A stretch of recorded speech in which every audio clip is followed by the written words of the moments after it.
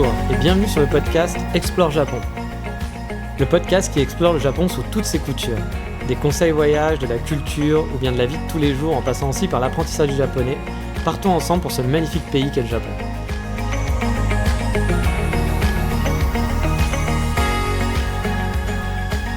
Bonjour à tous, aujourd'hui j'aimerais désacraliser un cliché qu'on sort beaucoup et que j'entends souvent, voire même que les habitants de Tokyo ressassent sans cesse.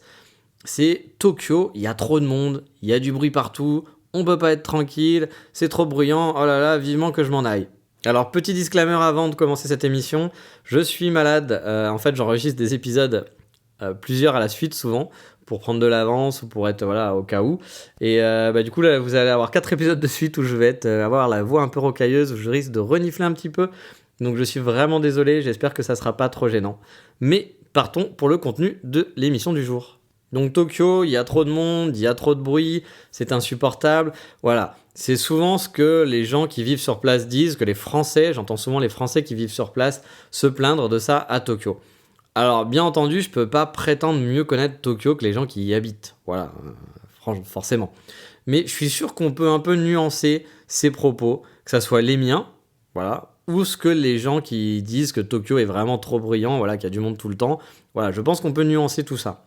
Alors oui, c'est sûr que si on est à Shinjuku ou dans le centre de Shibuya, et dans plein de centres névralgiques finalement, il y a du monde partout. Des enseignes lumineuses qui clignotent, du son fort qui sort des magasins, voire de voitures publicitaires. On aime ou on n'aime pas, mais force de constater que oui, c'est fortement présent. Cependant, ce qui fait l'une des forces de Tokyo pour moi, vraiment, c'est justement ce mélange vieux-moderne, mais aussi bondé et tranquille. Par exemple, quand on me dit Shibuya, c'est blindé de partout, moi je rétorque toujours que ça dépend. Ça dépend où tu vas dans Shibuya finalement. Si tu remontes 10 minutes au nord de Shibuya Crossing, tu peux vraiment te retrouver dans des petites rues et des zones qui sont résidentielles, qui sont vallonnées, très bourgeoises par contre, c'est vrai, mais très calmes, où tu croises seulement quelques passants, et encore, tu seras très loin des grands immeubles, de l'agitation du shopping, et ça, franchement, c'est partout dans Tokyo, même dans les centres les plus nerveux de la ville, c'est pas rare de trouver des coins très proches, à moins de 5 minutes ou 10 minutes à pied, qui sont très très calmes. Et là, je vous parle du centre de Tokyo, mais dès qu'on s'éloigne un peu en banlieue, c'est un autre monde.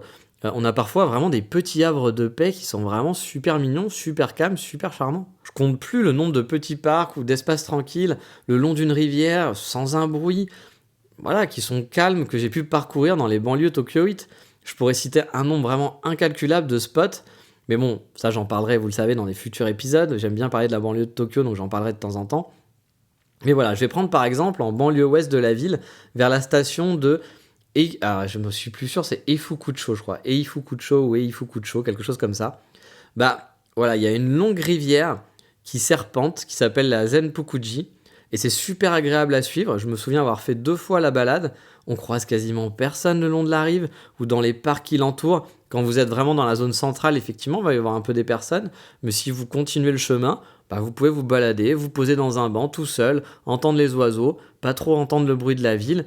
Et franchement, c'est calme. Moi, j'ai vraiment beaucoup de plaisir à chaque fois de me balader dans ces petites ruelles. Je trouve que c'est vraiment plaisant parce qu'on arrive à se sentir seul, on arrive à se retrouver et à être dans des endroits résidentiels où on est tranquille. Alors bon, par contre, oui, ça reste une ville. Si vous cherchez des montagnes ou des champs à perte de vue, ou genre être perdu dans une forêt gigantesque, bien sûr, Tokyo va pas vous offrir ça. Mais de là à dire qu'il est impossible d'être tranquille à Tokyo, d'avoir des coins calmes sans croiser personne, ou d'être peinard dans un parc, d'avoir tout le temps des gens autour de soi, là-dessus, je suis pas d'accord. Il y a vraiment plein d'endroits où on peut être tranquille à Tokyo et même dans le centre de Tokyo. C'est pour ça que j'ai du mal à comprendre les gens, surtout ceux qui vivent sur place, à vrai dire, et qui sortent sans arrêt que Tokyo est invivable à cause du bruit et du monde. Tous les coins dont je vous parle, ils sont très faciles d'accès. Encore une fois, le nord de Shibuya, c'est 10 minutes de Shibuya Crossing à pied, et vous pouvez être pépouze dans des petits parcs et vous croiserez pas grand monde. Et encore une fois, les banlieues dont je vous parle, c'est quoi ? C'est 20 minutes de Shinjuku, même pas en train. Donc c'est à côté, ça fait partie du centre de Tokyo. Mais comme je le disais, il faut toujours modérer les propos. Après, c'est vrai que dans un quotidien, ça va être parfois compliqué de s'éloigner de son train-train. Si par exemple on habite à Shinjuku, dans le centre, et qu'on va travailler à Ginza, qu'on prend un train qui est bondé tous les jours et qu'on reste dans son quartier, parce que souvent on vit dans son quartier, forcément on n'a pas le temps d'aller se balader, d'aller se poser dans un parc quand on a envie. Je peux comprendre qu'il y ait cette sensation de trop de monde et trop de bruit, bien entendu. Ça, il n'y a pas de souci. Je pense que dans la vie de tous les jours, suivant où on habite, suivant son trajet, ça peut vite être assez invivable, surtout si on n'aime pas le bruit, qu'on n'aime pas quand il y a trop de monde. Mais encore une fois, ça ne veut pas dire pour autant que Tokyo est comme ça. Si vous n'aimez pas les coins bondés, mais que vous voulez quand même passer sur Tokyo, il ne faut pas s'arrêter à ça, surtout en touriste. Il suffit de sortir du circuit touristique traditionnel et d'aller explorer un petit peu la banlieue proche à quelques minutes de train, ou même des petites ruelles, et vous serez tranquille. Vous ne serez pas comme à Shibuya Crossing où il y a plein de gens, tout simplement. Et moi, perso, c'est aussi pour ça que j'aime beaucoup cette ville, contrairement à Paris, où on a 2 gros parcs à chaque extrémité de la ville, qui ne sont pas forcément accessibles. Si vous habitez dans le centre de Tokyo, il y a toujours plein de petits, ou des grands parcs même, qui ne sont pas très loin. Il y a plein de poumons verts, malgré le fait que ce soit des endroits avec plein d'immeubles. Vous pouvez trouver plein de quartiers résidentiels aussi, avec juste des petites maisons et des ruelles qui serpentent dans tous les sens. Moi, j'aime beaucoup ce mélange qu'offre la ville. Ça bouge, c'est une grosse ville, mais ça peut être aussi calme si on essaye. On peut les trouver, les coins calmes.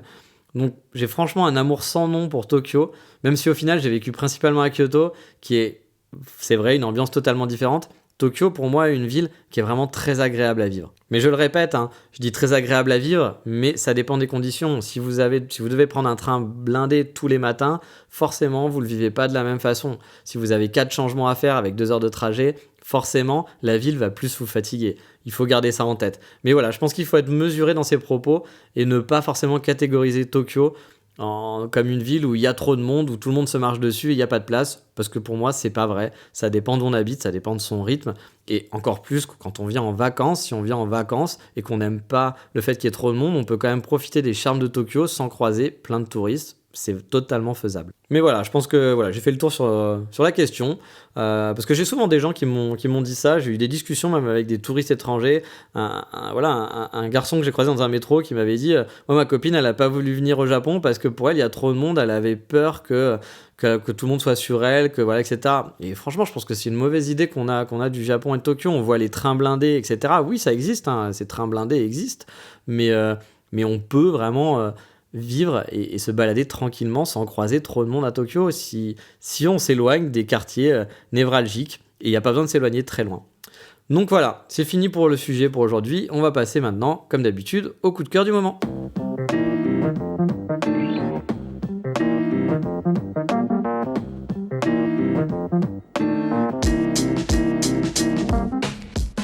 Et le coup de cœur du moment, on va rester sur Tokyo et on va parler de la concurrence. Allez, de la concurrence. Ben oui, ici on vous envoie aller voir ailleurs, enfin aller plutôt écouter ailleurs. Bon, je pense pas pouvoir parler vraiment de concurrence car on ne doit pas du tout avoir le même nombre d'auditeurs. Ils sont là depuis plus d'1 an et ils sont beaucoup plus connus que moi dans l'univers Japon. Il s'agit du podcast Gaijin-san.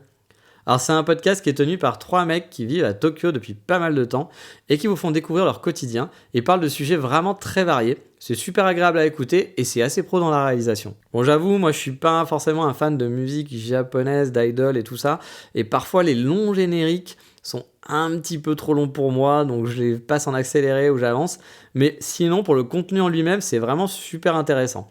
Si vous ne les connaissez pas, je vous invite à aller écouter les épisodes de Gaijin-san. Le format en plus est vraiment différent du mien. C'est beaucoup plus long, la plupart sont entre 1h30 et 2h. Ils en sortent un par mois environ. Et voilà, donc moi je sors à peu près 2 podcasts par mois, et mais voilà, bon, ça dure souvent 20 minutes, un quart d'heure, 30 minutes max. Donc c'est vraiment un podcast différent, mais il en faut pour tous les goûts, pardon. Et ils sont donc 3, donc ça fait un peu moins monologue que moi. Du coup c'est peut-être un peu plus intéressant d'avoir un dialogue, mais bon, moi là je n'ai pas le choix, c'est la dure vie du digital nomade qui se balade tout seul. Je fais un podcast en solo et j'espère quand même que ça vous plaît. Mais en tout cas je vous invite à aller les écouter. Si vous aimez le Japon, vous serez franchement pas déçus. Et au passage, je voudrais vous remercier, vous qui m'écoutez, parce que vous êtes de plus en plus nombreux, vraiment, et ça fait plaisir. Mais je sais qu'on peut faire encore mieux, alors donc n'hésitez pas à en parler autour de vous, à partager si vous aimez bien mes podcasts, à faire des retours sur les réseaux sociaux aussi, ou des évaluations iTunes, ça fait toujours plaisir. Et puis me faire des retours en direct, parce que ça me permet de savoir ce qui vous plaît, ce qui vous plaît pas, et ça me motive pour pour essayer de faire encore mieux et de faire encore plus. Donc voilà, n'hésitez pas à partager le podcast, mais vraiment je voudrais vous remercier parce que Bah voilà, maintenant on passe les 100, 150 écoutes par épisode et c'est vraiment, bah c'est sympa, c'est chouette. Voilà, je sais que je fais pas ça pour rien ou pour juste moi-même qui m'auto-écoute. En plus, je m'auto-écoute pas. Donc je voulais vous remercier et puis bah, j'espère que ça vous plaît vraiment. Mais bon, en attendant, c'est fini pour aujourd'hui et dans le prochain épisode, on va parler de Lapinou. Et oui, de Lapinou, tout un programme, mais ça sera pour la prochaine fois. Allez, ciao, bye bye, mata.